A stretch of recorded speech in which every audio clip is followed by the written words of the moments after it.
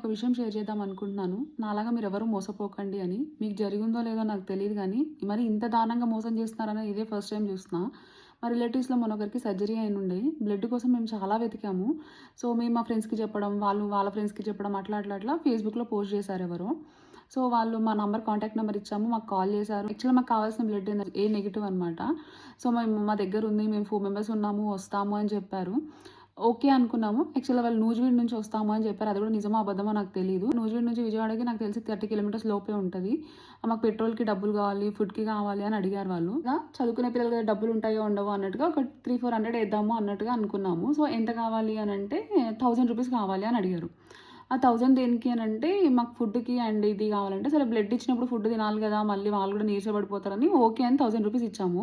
అతని పేరు ఏదో వెంకట్ ఏదో ఉంది పేరు. నాకు ఎగ్జాక్ట్‌గా గుర్తులేదు. నేను వాళ్ళ ఫోన్ నంబర్ ఇక్కడ నేను యాడ్ చేస్తాను. నాకు అంత కోపం వస్తుంది వాళ్ళ మీద. చెప్పారు ఓకే ₹1000 ఏసాము. వెంటనే కాల్ చేసి మళ్ళీ కాల్ చేశారు. చేసి 1000 సరిపోవు మాకు 2500 కావాలన్నారు. అప్పుడు డౌట్ కొట్టింది నాకు.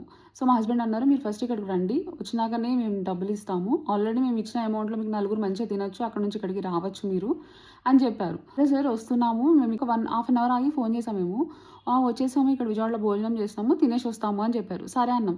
అక్కడి నుంచి ఇంకా ఫోన్ ఎత్తడం మానేశారు వాళ్ళు. ట్రై చేసాము. మా పక్కనున్న వాళ్ళ నంబర్ నుంచే ట్రై చేసాం. ఎవరు ఫోన్ చేసినా ఎత్తట్లేదు.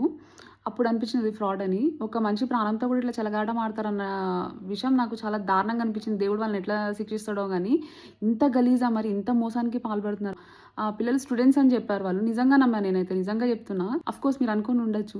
₹1000 కోసం వీడియో చేయాలా అని. ₹1000 పోయినందుకు కాదు. మేము యాక్చువల్‌గా బ్లడ్ మళ్ళీ ట్రై చేయకుండా ఓకే వాళ్ళు వస్తామన్నారు కదా అని అట్లనే వదిలేసి ఉంటే, ఈరోజు ఎంత ఇబ్బంది పడేవాళ్ళం మేము. ఫ్రీ మనీకి ఇట్లా ఎగబడకండి. రక్తం విషయంలో కూడా ఇట్లా మోసాలు చేస్తున్నారు అంటే అది మీ విజ్ఞతకే వదిలేస్తున్నా నేను.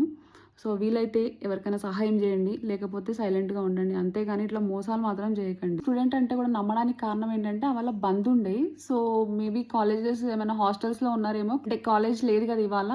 సో, వస్తున్నారేమో అని గెస్ చేసినాం గానీ ఇలా అవుతుందని అస్సలు ఎక్స్‌పెక్ట్ చేయలేదు. అనేది అందరికీ అవసరం ఉంటే నేను కాదనట్లేదు. కానీ మీరు బ్లడ్ డొనేట్ చేసినాక కావాలంటే కొంచెం అడిగి తీసుకోండి. అంతేగాని డొనేట్ చేయకుండానే డబ్బులు తీసేసుకొని మళ్ళీ ఫోన్ లిఫ్ట్ చేయకుండా అట్లా ఫ్రాడ్ మాత్రం చేయకండి. హాస్పిటల్‌లో ఉండే వాళ్ళు ఎంత టెన్షన్ పడతారో ఆ ప్లేస్‌లో మనం ఉంటే మనకు తెలుస్తది.